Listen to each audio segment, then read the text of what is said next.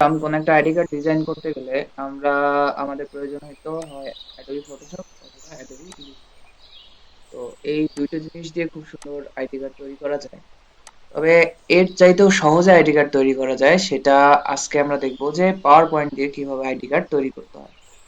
এখানে একটা ছোট্ট নমুনা আজকে দেখাবো, এবং তার সাথে আমরা দেখব যে হচ্ছে পাওয়ার পয়েন্টের একটা সমস্যা, যে সমস্যাটা আমরা একটু পরে দেখব, এবং ওই সমস্যাটা সমাধান করার একটা আজব পদ্ধতি আজকে দেখার চেষ্টা করবো ইনশাল্লাহ।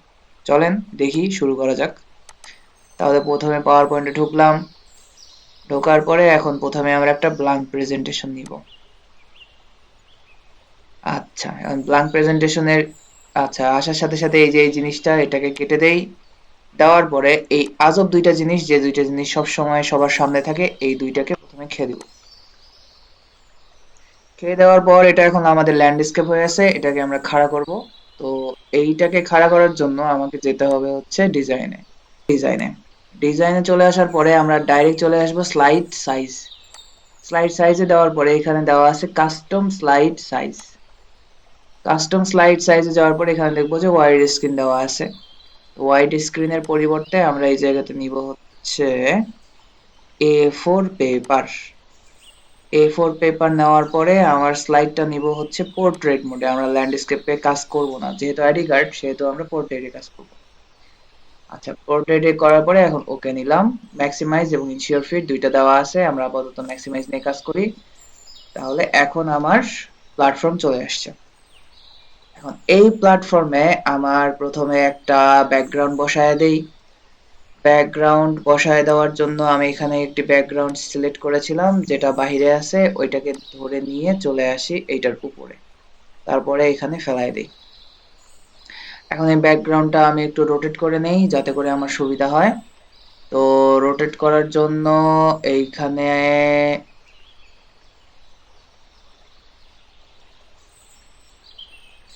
রোটেট করার জন্য আমি এইটা দিয়ে ঘুরায়ও নিতে পারি। আবার খুব সহজে এইখানে রোটেট অপশন থেকে আমি টোটালি 90 ডিগ্রি রোটেট করে নিতে পারি। তাহলে রোটেট 90 ডিগ্রি করে নিলাম। করে নেওয়ার পরে এখন এটাকে আমি পুরোটা পেজে যেন দেখা যায়, সেই হিসাবে আমি এক্সপ্যান্ড করে নিলাম। তাহলে উপরেও এক্সপ্যান্ড, সাইডেও এক্সপ্যান্ড, নিচেও এক্সপ্যান্ড। ঠিক আছে, আমার ব্যাকগ্রাউন্ড রেডি। এখন আমার ব্যাকগ্রাউন্ডের সাথে আমাদের উপরে হেডিং দরকার। তাহলে হেডিং এর জন্য আমি এখানে একটা ইনসার্টে গিয়ে একটা টেক্সট বক্স নেই। এইখানে আমি এখন আমাদের চ্যানেলের নামটা লিখে দেই SCHOOL।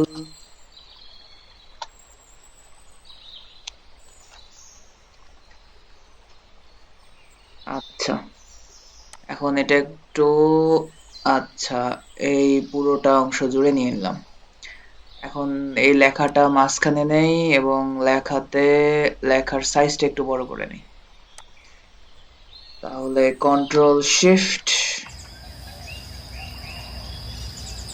ওকে, আর একটু বড় করে নেই যাতে করে এক জায়গায় আসে। আচ্ছা, এখন আমি এই লেখাটাকে একটু বোল্ড করে নেই, এবং তারপরে আর একটু বড় করে নেই, যেটা এখন 40 সাইজের হয়ে গেছে। ওকে, এটা এখন মিডিলে মাঝখানে নিয়ে আসি।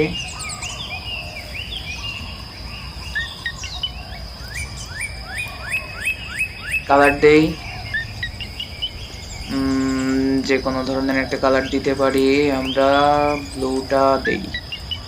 আর এটার সাথে লেখাটাকে একটু ইফেক্ট দেওয়ার চেষ্টা করি, একটু হালকা রিফ্লেকশন দিয়ে দেই।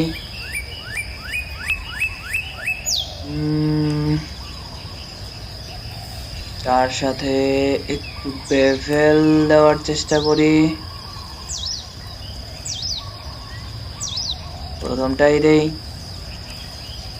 আচ্ছা, হ্যাঁ, মোটামুটি শেষ।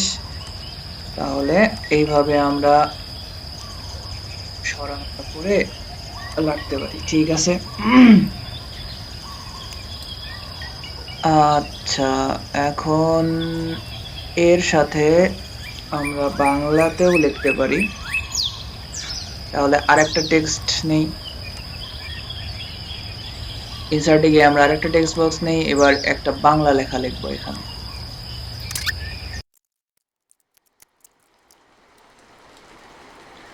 আচ্ছা, এই লেখাটারও সাইজটা একটু বড় করে দেই।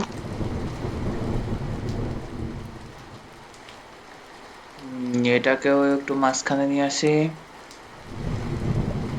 এটাকেও বোল্ড করে দেই।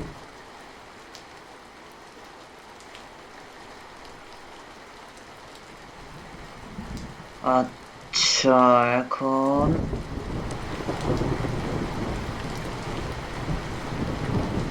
এটার একটু,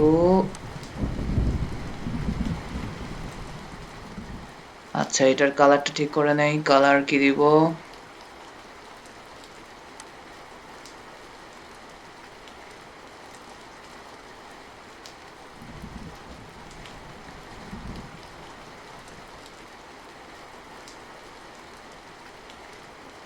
কালার, এইটার কালার গ্রিন দিলাম। টেক্সট ইফেক্ট চেঞ্জ করে দেই। টেক্সট ইফেক্টও হালকা একটু রিফ্লেকশন এবং তার সাথে হালকা একটু বেভেল,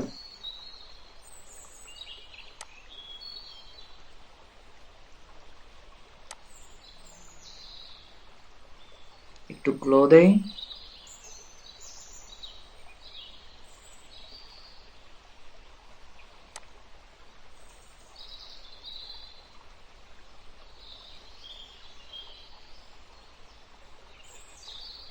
এইবার আমরা একটা লোগো বসায় দিই।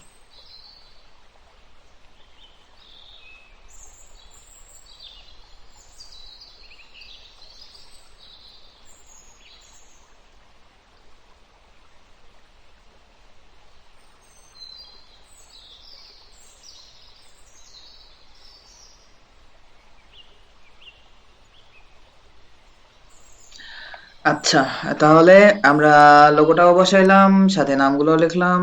এইবার হচ্ছে আপনাদের যার যার যেটা যেভাবে দরকার সেভাবে একটা অংশ নিই, যেখানে আমরা লিখবো কি,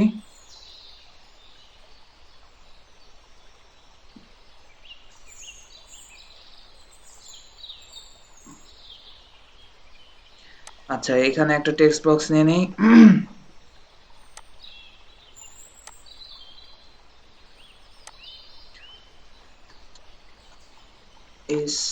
স্টুডেন্ট আইডি, লেখাটা একটু বড় করে নেই।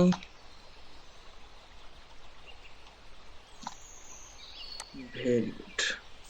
এখন এইটার একটু ওপাসিটি কমায় নেই। এখন ওপাসিটি মানে হচ্ছে আমি এইটাকে হালকা ট্রান্সপারেন্ট করব, যাতে করে আমার পিছনের এই ব্যাকগ্রাউন্ডটা এইটার ভিতর থেকে অল্প অল্প করে দেখা যায়। তাহলে এইটা করার জন্য আসলে আমাদের সরাসরি এই জায়গাতে কোনো সিস্টেম নাই। এটা করার জন্য আমাকে যেতে হবে কোথায়? এই যে সাইজ এন্ড পজিশন অথবা ফরম্যাট শেপ। তো আমি ফরম্যাট শেপে চলে গেলাম। ফরম্যাট শেপে চলে যাওয়ার পরে এইখানে আছে হচ্ছে ফিল এবং লাইন।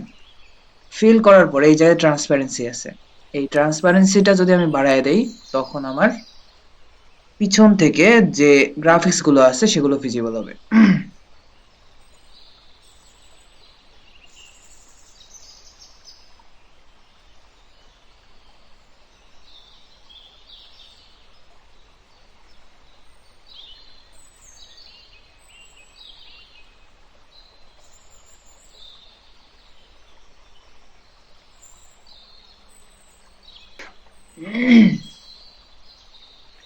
এখন আমি স্টুডেন্টের নাম, ঠিকানা এবং অন্যান্য জিনিস এইখানে বসায় দিতে পারি। কিভাবে? তাহলে আবার আমরা এখানে আরেকটা শেপ নেই। এই শেপটা বসাই দিব হচ্ছে এই জায়গাতে, এবং এইটার অপাসিটিটা অর্থাৎ ট্রান্সপারেন্সিটা বাড়ায় দেই। এখন এই জায়গাতে আমার নাম লিখবো, তাহলে এখানে একটা টেক্সট বক্স নিয়ে নিই। খুব সিম্পল।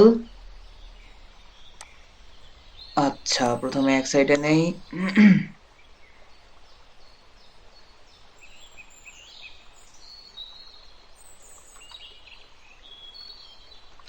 নেম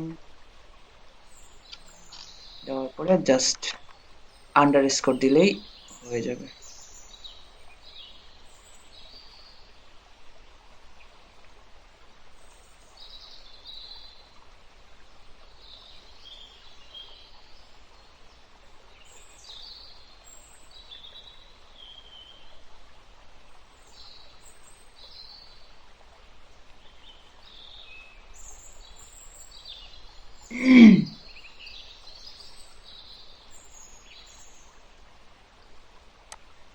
তাহলে সবগুলোরই ফন্ট সাইজ আর এক ধাপ বাড়াইতে পারবো।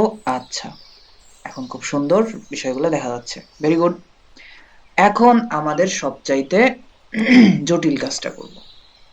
জটিল বললে ভুল হবে, আসলে এই কাজটা ইলাস্ট্রেটর এবং ফটোশপে খুব সহজে করা যায়, কিন্তু আমাদের পাওয়ার পয়েন্টে এইটা করতে একটু সমস্যা হয়। তো এখনকার কাজটা হচ্ছে যে এই জায়গাতে আমি ব্যাকগ্রাউন্ডে একটা ছবি নিয়ে আসব। তাহলে ব্যাকগ্রাউন্ডে আমার লোগোটা যদি নিয়ে আসতে হয়, তাহলে লোগোটাকে নিয়ে আমি প্রথমে এখানে নিয়ে আসলাম, ছেড়ে দিলাম। দেওয়ার পরে এখন এই লোগোটা ব্যাকগ্রাউন্ডে যাওয়ার জন্য আমার এটার অপাসিটিটা কমানো দরকার, কিন্তু আসলে এই লোগোর কোনো জায়গাতেই অপাসিটি কমানোর কোনো অপশন নাই। সর্বোচ্চ আমি এটার কালার কারেকশন করতে পারি, যেখানে এই অবস্থা দেখা যাবে কিন্তু যেটাতে আমার অ্যাকচুয়াল রেজাল্ট আসবে না। অথবা আমি আর্টিস্টিক ইফেক্টে যেতে পারি, যেখানে এই যে বিভিন্ন ধরনের আর্টিস্টিক ইফেক্ট আসতে পারে, কিন্তু আমার অ্যাকচুয়াল যে জিনিসটা মানে অর্থাৎ হচ্ছে ব্যাকগ্রাউন্ডে যাওয়ার যে অপশনটা সেটাও আমার নাই। আরো যদি আমি কালার কারেকশনে যাই তাহলে এরকম অবস্থা দেখতে পারি, যেখানে তার কালারগুলো কারেকশন হবে কিন্তু অপাসিটি কমবে না। আচ্ছা, ভালো কথা। তাহলে এখান থেকে যদি অপাসিটি না কমে, তাহলে আমি যদি পিকচার ফরম্যাট পিকচারে যাই, এই জায়গাতেও যদি আমি অপাসিটি কমানোর জন্য যাই, দেখবো যে এখানে আসলে কোনো অপাসিটির কোনো সিস্টেমই নেই। যে তাকে আমি কিভাবে অপাসিটি কমাবো, এখানে কোনো অপশনই নেই। তাহলে আমি এর অপাসিটিটা ঠিক করব কিভাবে, অর্থাৎ একে আমি ট্রান্সপারেন্ট করব কিভাবে। এখন ট্রান্সপারেন্ট করার তাহলে এটার একটা হ্যাক বলা যায়। এই সিস্টেমে যখন আমি কাজ করব তখন আমার এটা ট্রান্সপারেন্ট হবে। তো এই সিস্টেমে কাজ করতে গেলে আমি প্রথমে এইটাকে ব্যাকস্পেস দিয়ে ডিলিট করে দিলাম। এখন আমার একটা বক্স নিব, যে কোনো ধরনের বক্স নিলেই হবে, কোনো সমস্যা নাই।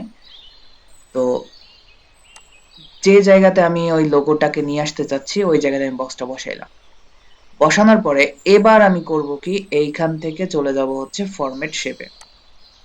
ফরম্যাট শেপে যাওয়ার পরে এখানে আছে একটা অপশন, সেটা হচ্ছে পিকচার অর টেক্সচার ফিল। তাহলে পিকচার অর টেক্সচার ফিলে চলে আসলাম। এরপরে পিকচার সোর্স, এখানে ইনসার্টে চাপ দিব। ইনসার্টে চাপ দেওয়ার পরে আমার এখানে ফাইল ম্যানেজার চলে আসবে, সরাসরি চলে যাব ব্রাউজারে, চলে যাব হচ্ছে সরাসরি যেখানে আমার ওই লোগোটা আছে সেটা। আমি ডেস্কটপে রেখেছি লোগোটাকে, লোগোটা হচ্ছে এইটা। এরপরে আমি এটাকে ইনসার্ট করে নেব। ইনসার্ট করার সাথে সাথেই দেখবো যে আমরা ওইটার উপরে আমার পুরোটা ছবি চলে আসছে। আচ্ছা, এখন এই ছবিটার একটা বর্ডার আসছে, তো বর্ডারটাকে আমি প্রথমে সরাই দিব। তো বর্ডারটাকে সরানোর জন্য প্রথমে শেপ আউটলাইনে চলে যাব। আউটলাইনে চলে যাওয়ার পরে নো আউটলাইন।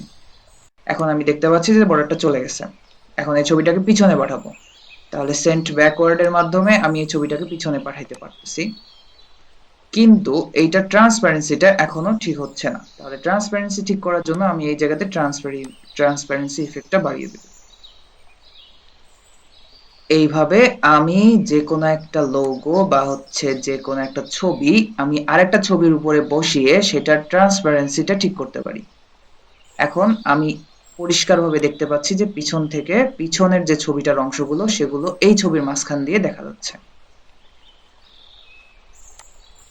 এইভাবে আমরা সব খুব সহজে পাওয়ার পয়েন্ট দিয়ে কোনো একটা ছবির ট্রান্সপারেন্সি, অর্থাৎ একটা ছবির উপরে আরেকটা ছবির লেয়ার খুব সহজে আমরা সেট করতে পারি এবং সেটা ব্যবহার করতে পারি এর পিছনে। ব্যাস, এইভাবে আমরা পাওয়ার পয়েন্ট দিয়ে যে কোনো একটা আইডি কার্ড তৈরি করতে পারি।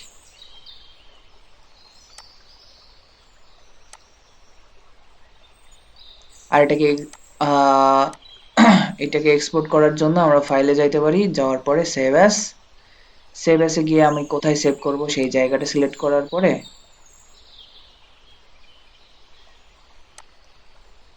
এইখানে PPTX আছে, এইখান থেকে খুঁজে বের করব জেপিজি। জেপিজি করার পরে সেভ করে দিব, বাস। তারপরে অল স্লাইড আবার জাস্ট দিস ওয়ান। আপনি যদি এইটা চান জাস্ট দিস ওয়ান, তাহলে এটা দিয়ে দিব। দিয়ে দেওয়ার সাথে সাথে আমাদের ছবি রেডি। এখন আমরা বাইরে গিয়ে দেখতে পারি যে আমাদের আইডি কার্ডের ছবি চলে এসেছে। এইভাবে আমরা পাওয়ার পয়েন্ট দিয়ে খুব সহজেই কোনো একটা কভার অথবা আইডি কার্ড বা যে কোনো ধরনের জিনিস তৈরি করতে পারি।